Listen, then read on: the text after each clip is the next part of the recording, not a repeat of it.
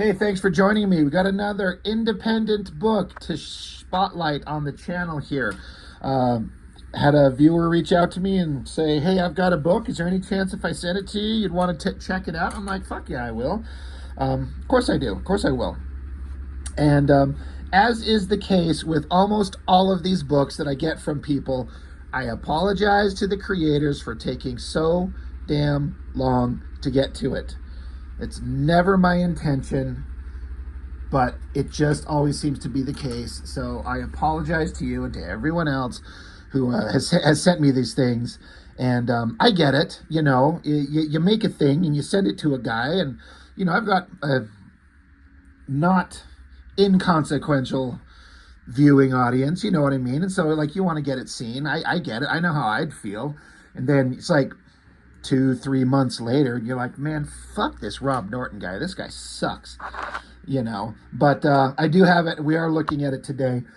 So again, I do apologize to you guys. To creative team, Jacob Selden and Luke Louden.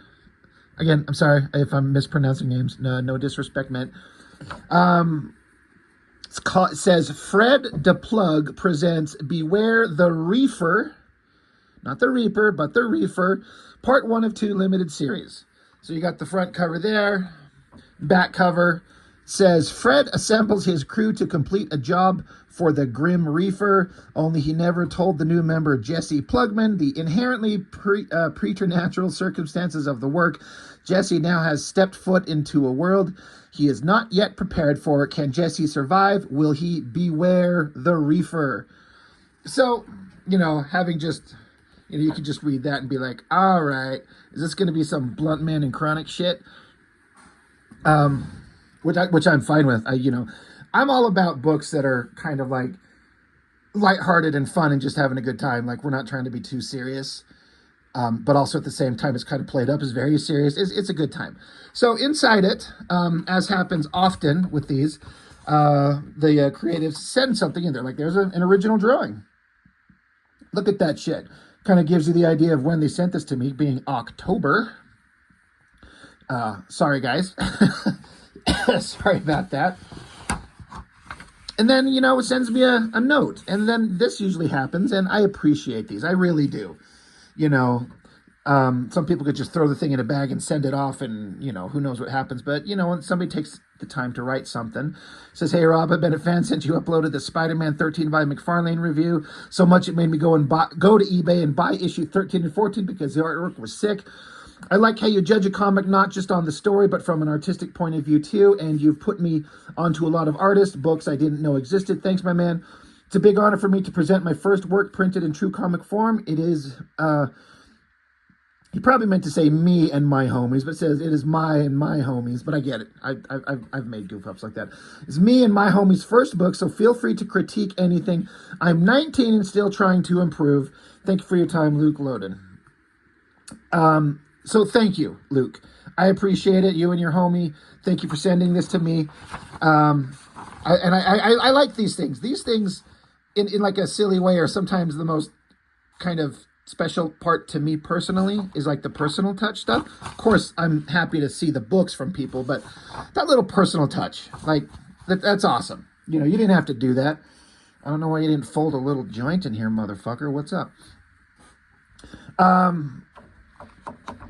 Beware the Reefer. So, I did read through this, and it's a lot of fun.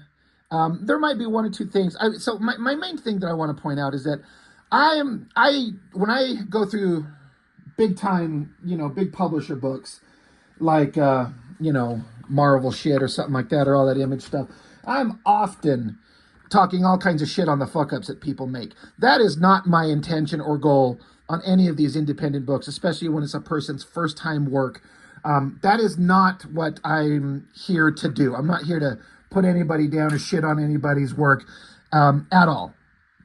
There might be a couple of things where I would offer a suggestion in this, something to think of or consider, and so I'll mention those things. It's not to bust anybody's balls by any means. God, I just realize that the inside cover is like a combined image. I'm stupid. I didn't even notice that until just right now. That's pretty fucking badass. That is something that I commend. Like, you guys thinking of this type of thing, like making an inside cover like that. That's pretty badass. That's an interesting idea. I actually really super dig that, guys. So, you know, congratulations on that kind of thing. So there are a couple of things I'd point out, and it's not like, you know, everyone's got different levels of drawing ability, and we're all starting out. When I was 19, like, you know, the gentleman just said in his little note to me there, he's only 19. I remember being a 19-year-old kid. I'm, as of this recording, 2 days away from turning 48. So I'm the old fucking man here. I remember 19-year-old me making things and trying to draw, and, you know, was never as good as I wanted to be. And then I draw stuff that I felt like was kind of okay. And then as time goes on, you look back on it and you go, what the hell was I doing? How, you know, but we all have to learn. But also, I wonder if any of you kind of artists out there have ever run into this. I've actually ran into stuff that I did years ago, and I was kind of like, I don't know if I could do that today. How did I pull that out of my ass? It's just kind of a weird thing. So there might be some things in this to just point out as kind of pointers. Again, not to bust balls on any of the creative team at all, but more of just an opportunity to show some things that you might not have thought of, and to create an example for others looking to something to think about. I do like this, the opening. It's like a warning: explicit content. This book contains coarse language. This book depicts smoking marijuana, which is illegal in 12 states of America. Intended for audiences 21 plus years of age. Viewer discretion is advised. So that's funny. So, credits page and opening splash page. A couple of thoughts on here. I actually do kind of dig the font that you guys used to write your names in here. It borders on hard to decipher a little bit, but it's not indecipherable. The font itself, it's just, it borders on, for me, almost a little hard to read because of the interesting kind of little flourishes in the letter forms and stuff like that. Minor quibble, not a big deal. If I had to make a suggestion, it's just Jacob and Luke making this thing. I don't know that there's a reason to repeat everything over. Script, Jacob. Pencils and inks, Luke. Letters, Luke. Colors, Luke. Cover, Jacob. Cover colors, Luke. Interior cover, Jacob. I would suggest, perhaps, maybe just put Jacob Selden, right? Am I saying that name right? Jacob Selden, big font. Put your name big. Show it to us big. And then underneath it, put everything you do. You know, script, cover, interior cover, and then have Luke in big font. Pencils, inks, colors, cover. Just a suggestion, put your names big.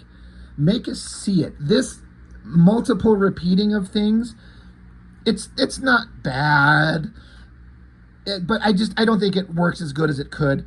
And, you know, I say it's not bad. It works perfectly fine. The average guy may not think of anything about that.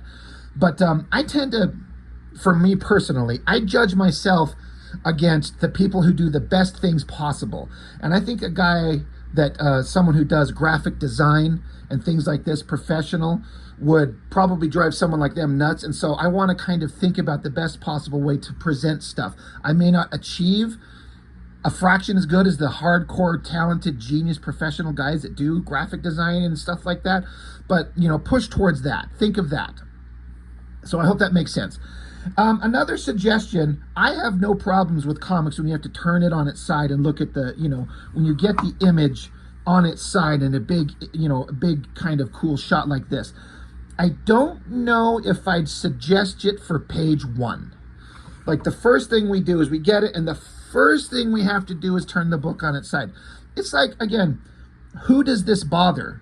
Does it actually bother somebody? It kind of interrupts the reading flow in a small way from the very first moment of reading it.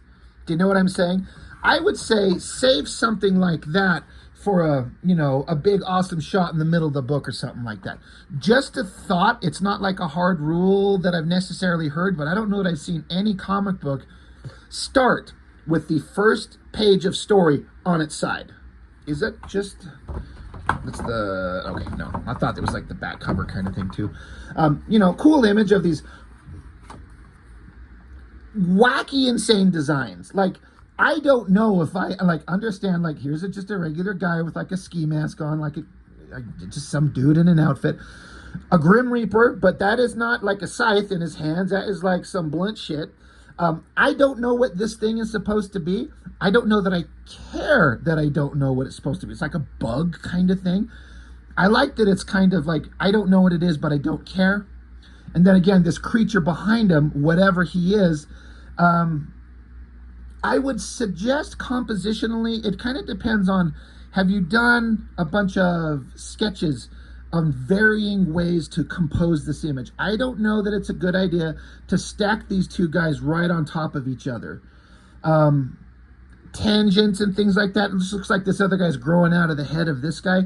If you offset them, bring the Reaper over here maybe, or offset big guy here, leave Reaper here, leave this guy here, leave bug guy here, but take this dude and put him over here or something.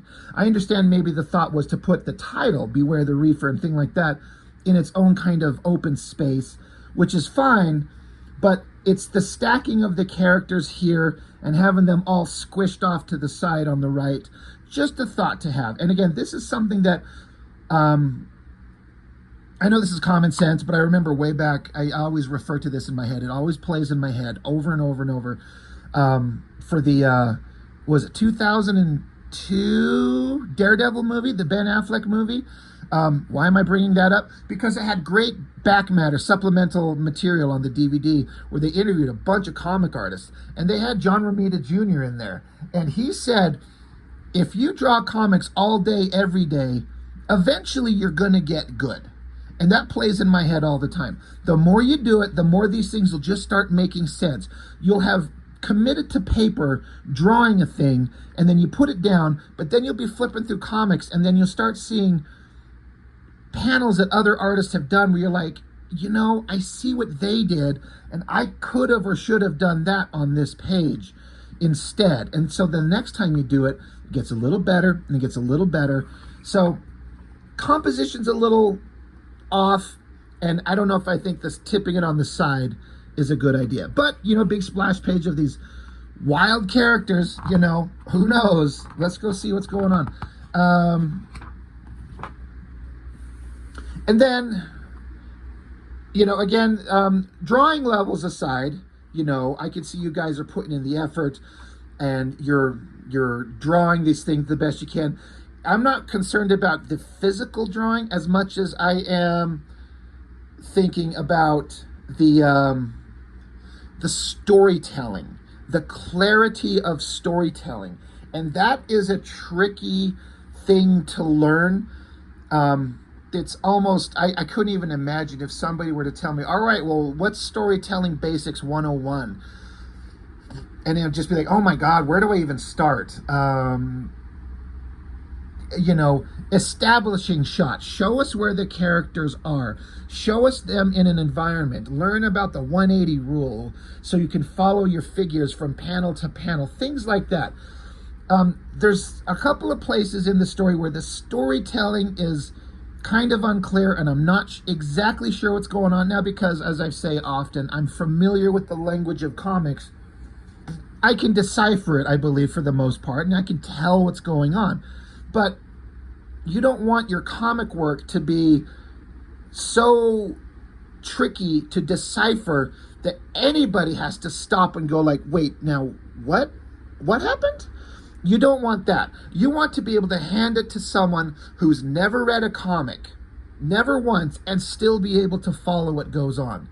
And even if that means super simplicity, that's fine. You can develop more advanced creative storytelling techniques as you learn from the basics. But again, the more pages you draw, the better you'll get. And you guys are well on your way. Starts out with some monster down on the ground. Got a Reaper guy here. The guy in the mask says, too many, we're getting our asses kicked. And then you got this red bug dude saying, no way they fucked up blunt fella like that. And then there's a giant moth creature thing. So it's starting out like they're in the middle of a giant battle. There's some of the visual storytelling that could make it a little more clear, but I get it. And this goes 30 minutes ago, someone somewhere in Arlington, Texas, got the kid in the mask. He said, didn't you say he'd be here already? And he's talking to this bug thing. Again, it's not even pretending to tell us who or what it is. And I actually kind of dig that. I like that. It just is. You just have to accept that there's this guy in a mask. He's talking to this flying weird bug creature. He talks. I don't need to know anything else. That's all I need to know. There's a flying bug thing. Flying bug guy says, don't worry, man. He's probably right around the corner. While I'm thinking of it, I'll mention it this one time because it applies to the entire book. I would look up the rules of comic lettering and try to apply. Maybe you have. Lettering is not easy. It is not simple. And it is tricky. I see how you guys, like, you use different fonts for each character, so you can kind of get the idea that each character is talking uniquely, and that's a fair thing to do. But sometimes the shape of the bubbles, the placement of it, you know, some hardcore, classically trained comic artists and letterers would look and see the very obvious digital lettering with stock fonts, and it would just shut them off instantly. And I get that. I learned that from watching the Cartoonist Kayfabe channel. Back when Jim and Ed Piskor, you know, rest in peace, man, when he was around, they would talk often about lettering, and it was listening to them where I discovered just how goddamn important getting your lettering right is. And they all do it by hand. I do not have the patience for that. It would drive me insane, but I understand the value of it. So I do digital lettering, but you need to pay attention to the shapes of your bubbles. They don't always need to be perfectly circular. You could flatten them up. You could push them towards the top of the panel. It's a tricky thing, and I don't have enough time, I am by no means an expert on lettering. But there's some basics of, like, lettering basics 101, how you should, you know, make sure you don't let the words touch the corner of the boxes, watch your punctuation. I didn't notice any words spelled wrong or anything like that. But there's some places where there's, like, not like a period at the end of the sentence. You know, this is all caps, this is lowercase. So it changes back and forth. So pay attention to your lettering. The basics. You want the lettering to be at best or at worst imperceptible. Like this stuff, it stood out, but if it was kind of done, even with not all the kind of crazy, amazing flourishes that you can get in classic comics with, you know, the bubbles being with, you know, wavy kind of, the bubbles having like a wavy edge around it or something like that, or it's tilted, or sometimes a certain word is enhanced in bold lettering.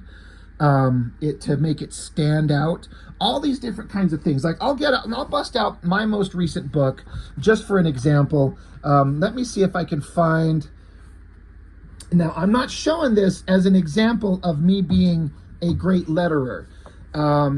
You know, but like this guy screaming what? I blew up the words bigger to emphasize the shock on that. Sometimes, you know, I don't know that crossing the panel borders with text bubbles is necessarily supposed to be allowed, but I found it done in other comics. Once you start doing lettering, you start looking in books to see stuff, and stuff you didn't think like stuff you'd never noticed, suddenly it becomes really obvious. And you're like, oh, okay, you start seeing these things. So, like here, again, in this part here, this woman's talking, and she says this guy's name, and so the lettering is all in kind of a simple font, but I enhanced the word of the character's name. His name's Fisto is the character's name, but they just call him Fist. But I enhanced it. I made it in bold to kind of emphasize that they're speaking to him. Trying to find some other versions. You know, Here's the guy screaming, and so you got the borders of the word bubble in kind of like a starburst to give it a little bit of an enhancement. And now these are all things that come preloaded into this lettering program that I purchased. And, you know, so it's all kind of stock stuff, but trying to just make it, see, like my bubbles, I elongate them to be more oval lengthwise, you know, across, like horizontally, rather than, you know, some perfect circles. But, you know, I'm digging into stuff here that, again, I am not a expert on, and I am not one to teach anybody about this, but I'm just trying to impart a small bit of kind of knowledge on the stuff that I've learned on how to do the lettering. So just something to think about. Anyway, back to the story. Sorry.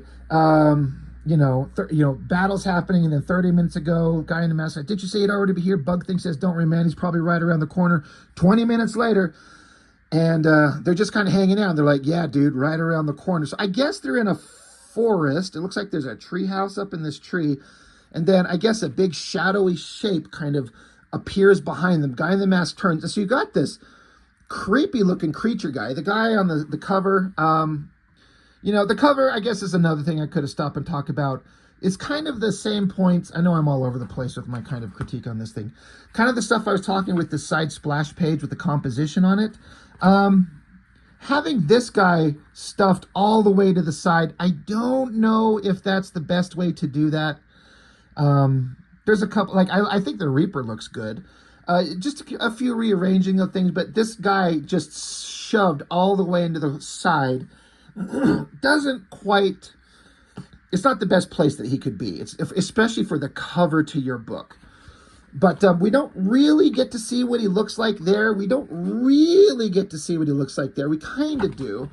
And then here he's introduced all in shadow. So I am not sure what this guy is. Again, I don't know that I need to know, because, again, just here it is. It's just, there he is. But he shows up. He's like, "You talking shit, little bro?" And then, so this new creature says, "What's up, Frederick?" And so the bug creature, apparently his name is Frederick. He's like, "What's good, brother?" So guy in the mask, he's just thinking to himself, so that's Blunt. That's the Blunt fella.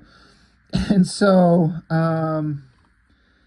the little bug guy is saying to new guy, says, this guy says he has a Pickle Rick bong and half an ounce. We should smoke his shit, and if it's any good, we should run off with the OZ and the glasses. I'll be honest, I ain't never smoked none of this shit, not once in my life, so I'm not one to speak on any of this stuff. I only pick up my knowledge from, like, just general pop culture nonsense, so I don't know anything about it. But I think I'm ready to. I need to try this shit. I need to hit this shit one of these days. But anyway, so they walk up to the guy. Bug guy goes up to the guy in the mask. He's like pulling his eyes open. He said, "So is your shit really gas?" And then the new guy's like, "My wood almost out. Let's get to work." So guy in the mask, you know, shoos the bug thing off his, off his head. "Ouch, man. Fuck yes, it's a gas. I got it from some random bum in Huntington Beach." So he pulls out from his bag this jar of the good shit, right? OG Girl Scout cookies. I like the bug guy. His little bug eyes are popping out there. That was kind of funny. And bug guy is just kind of thinking to himself, that shit's coming with me. So I don't know if any of these guys are actually friends or not. But bug guy, he whips out, all the good shit. He's like, let's start with this. Rolled it myself. So then we get a shot of the Reaper, just kind of inset in a panel. So this is supposed to be kind of the ominous foreboding coming of the Reaper, or the REEFER. So bug guy, they're all sitting there. I guess they're all hitting that shit. They're like, "Hey, get this weak ass J out of my hands. I want a bowl of them Girl Scout cookies." So I guess they want the good shit over here. So they roll it up. They spark that shit. While they're doing that, random new guy, giant blunt in his mouth. He's like, "Who's that fucking creep standing in the dark over there?" Like, "Huh, what, where?" It's like, I can see you standing right behind that tree, dipshit. And so the other guys are over here. They're like, he's blitzing there. He's like, mouth is shut. That's funny. But then there's the Reaper, right? I like the shot, like in shadows with the one bug eye kind of peeking out. And so the Reaper here, he's like, which one of you is Fred the Plug?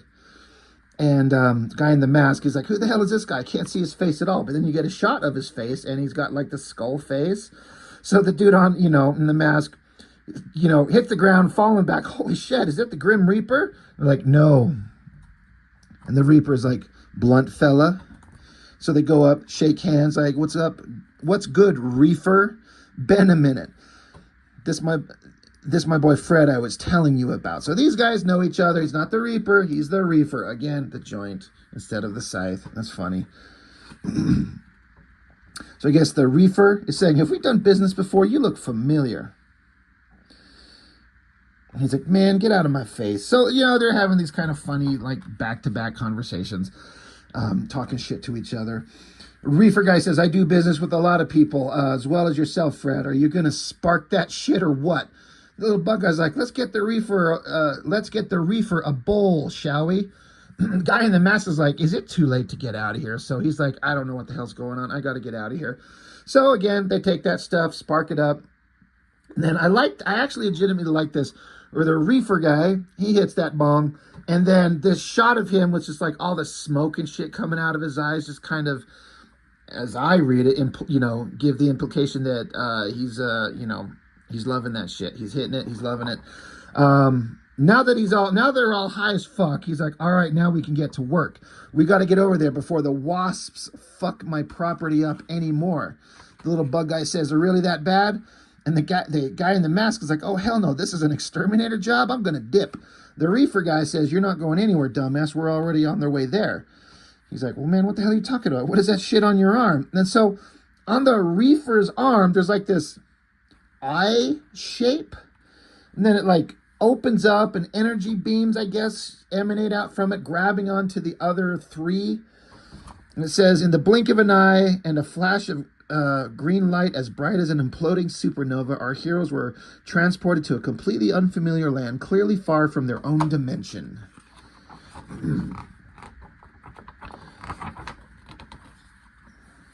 And then the teleportation eye thing is still blasting. And then they wake up wherever they're at now. He's like, get your ass up, ski mask. And the guy in the ski mask is like, what kind of bullshit was that? And speaking of lettering, like changing where there's no word bubble, now it's just text floating in the panel next to the guy. Is it in his thoughts? Is he actually saying it? I don't know if I'd suggest changing things like that, unless there's a very specific reason for it. But he's like, oh, my head, I can't see anything. Holy fuck. And so now they look out on this hellscape. And this guy's like, take a gander, cocksucker. This is where your business lies today. So the little bug guy's with the Reefer. He's like, so what'd you bring us to the uncanny valleys for? The Reefer says, this is my home, Fred. Fred the bug is like, hey, I haven't been here since the Book of Secrets reading party. Meanwhile, over here with the guy in the mask and the big weird guy, he's like, nah, get the fuck off me. You knew damn well I wouldn't be cool with that shit, and that's why nobody told me. I thought I was getting set up, but no, I'm getting transported to hell. So let's talk some more storytelling elements.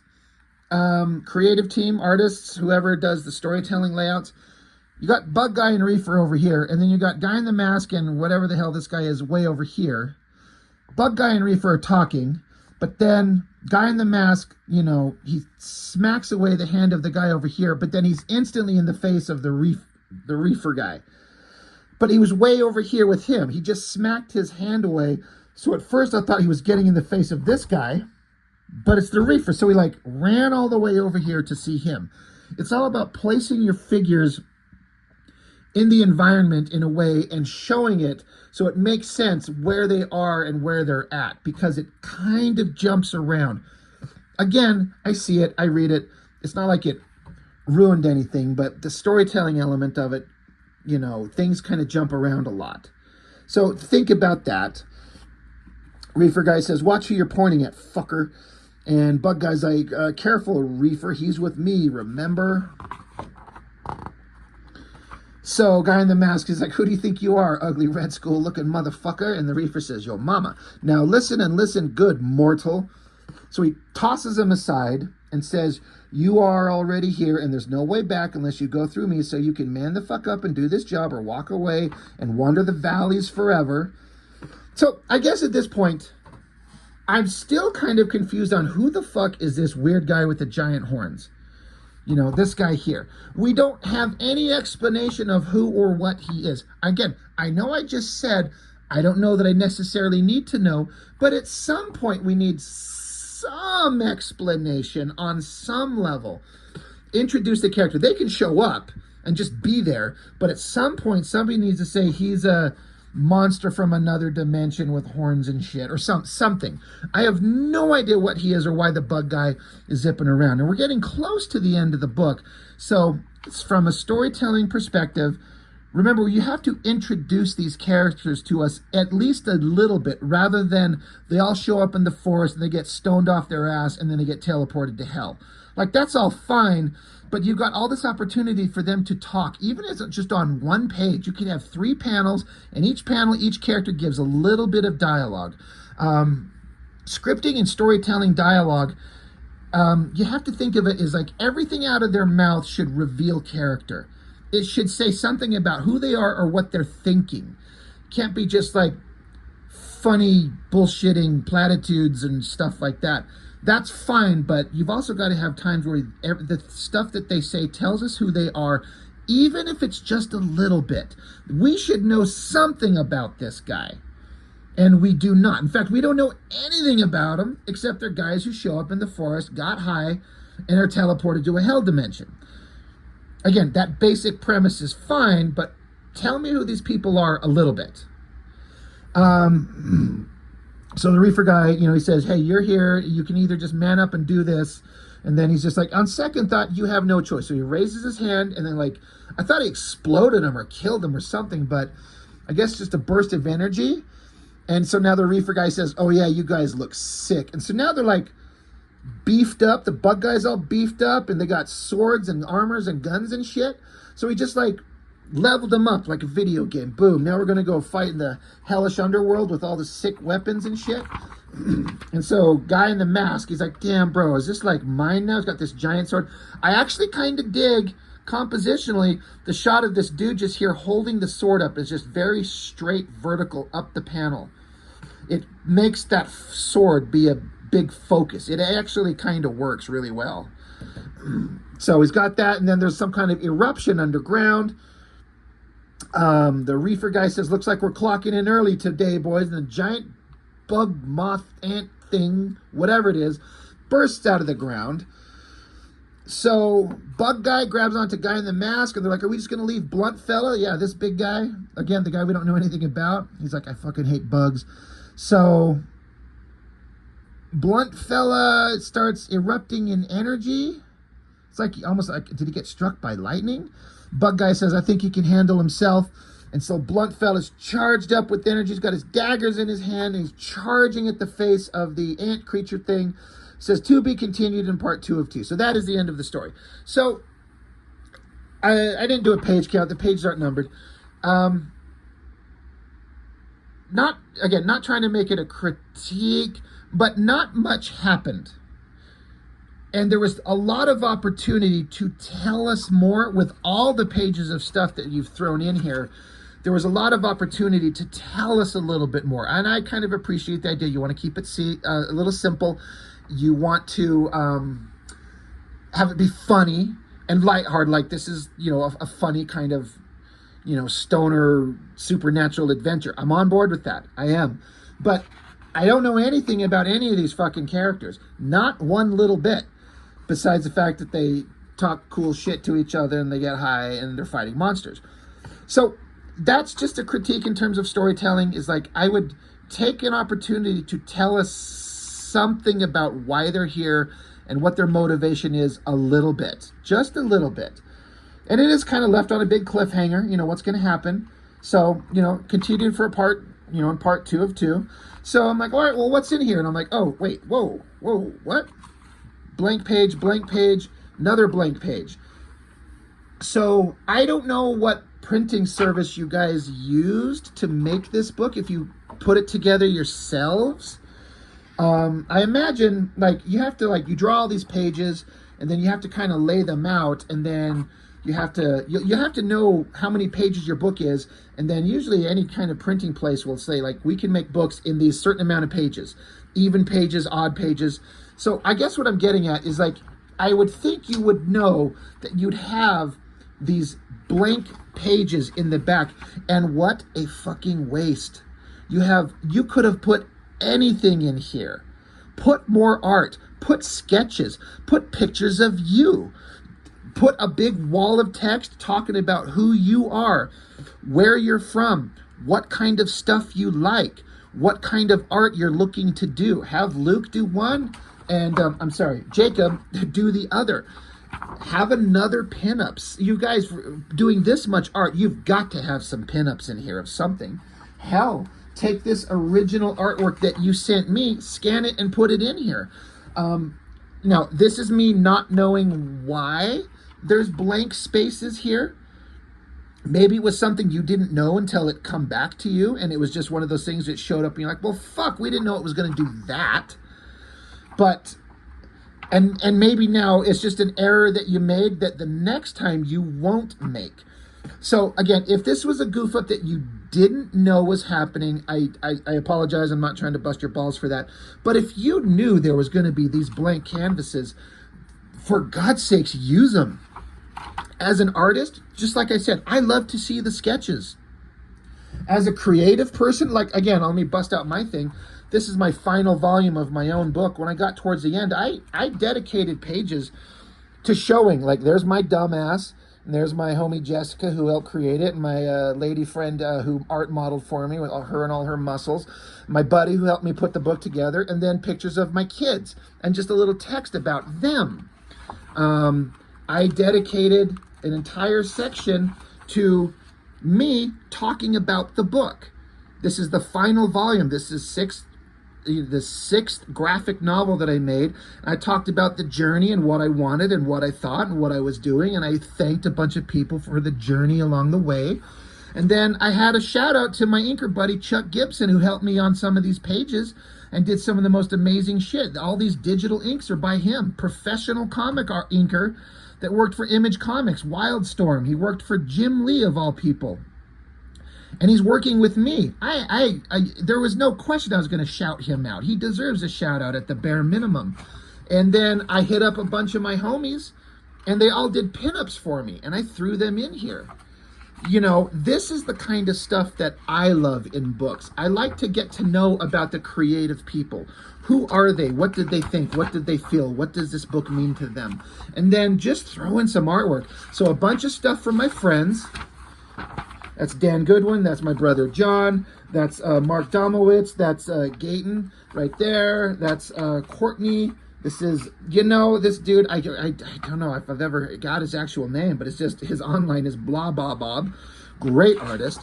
My buddy Jeff. And then this is some artwork from me. That's from me. That's the front cover in black and white. That's the back cover in black and white. That's my homie Jessica, drawing that she did that I inked. Then artwork from me. More artwork from me. And then the back cover. So again, use what you've got. Let us get to know you. It makes me know you. It makes me like you. It makes me want to know more from you and pick up shit from you in the future. So again, if this wasn't just a goof up, you didn't know it was there until it was printed. If that's not the case, if you knew this was there, dude, use this. Use that. But that's just my philosophy. There's a whole bunch of different philosophies. I know a lot of creators just like to put out the book. Here's the book. Here's a creative team. And then they just leave it at that. Boom. Just enjoy the work. Judge the work on its own merits. I get that approach. But for me, I like to get to know the person. I want to know something about the human being making it. I like to know about the struggles and the journey that they went on and what they've done and what it means to them. And tell me about you. But that's my thought. That's my approach. So Guys, I want issue 2. Oh, well, all right. I'm not saying it like you better fucking hook me up or I'll send the kill squad here after you. But I want to see it. I am excited to see it. I want to see what you guys do. I did just message you, Luke, just before I started actually doing this video. I told you that this was going to be up tomorrow as of this recording. I'm doing this tonight, and then the next morning it'll be up. So this will be Sunday, January 5th when you see this. And you told me, you gave me a quick response. You said, hey, book 2 is on the way. And you said, humbly, you feel like book 2 is a lot better. And so I'm excited to see that. And it should. You guys are making a book. And with every page, you're going to get better. You're going to start figuring things out. My buddy Chuck, he likes to say this. I'm going to paraphrase him. I'm not going to say it exactly correctly. But paraphrasing, you know, like a book in hand, even if it's not quote unquote the best, most professional thing, is 1,000 times, it's 1,000,000 times better than the brilliant book in somebody's head that no one has actually manifested into reality. I would rather read 1,000 books like this and talk about the stuff that a person could do to get better because you will, because you made it, than sit next to a guy or listen to him online bitch about how like they've got this amazing 100-volume series and all these characters and they've been working on it for the last 10 years and they haven't made one fucking page or one fucking book. You guys made a thing, and I commend that every time, every day, every step of the way. When you have actually willed it into reality. Here is a thing. I made this. Tell me what you think about it. I understand that I need to grow. I can't grow if I don't know. But, you know, that's how I feel. And so you guys made it. And you put in the effort. Is there room to grow? Sure. We all do. Every one of us. There's no such thing as the end of the journey when creating a comic. There's no like, I have arrived. I am as good as I'm ever going to be. I am now the master. No, there's no master. There's just learning. There's just the learning process is never ending, and you just keep going. If you ever run into an artist that says that, yeah, I'm the master, they're not. They're the dummies that don't understand it. Anyway, thank you for making it. Like I said, you're 100,000 steps ahead of all the people that say that they're gonna do it.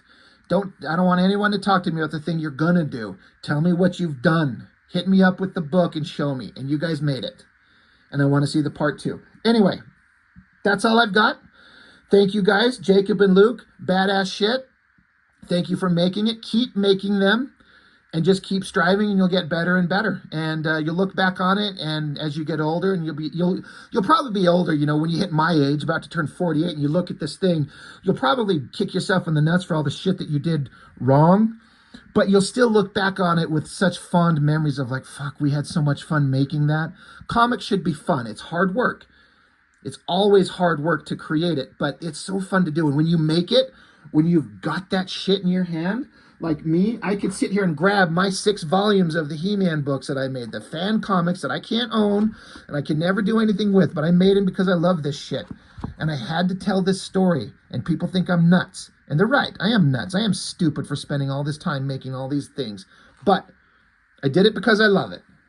And I had to do it. That's what you guys are doing. So keep making, like I've got this sitting up here, right there, staring me in the face all the time. Make your comics. That is a slight kind of variation on when the cartoonist kayfabe guys, they'd always say read more comics, but I like to say make your comics. Make your books, guys. If you got the idea, make them. You'll be so happy that you did. So that's all I've got for now. Thank you, guys. Thank you for listening. Thank you for watching, everyone who's been part of this, and I'll see you next time.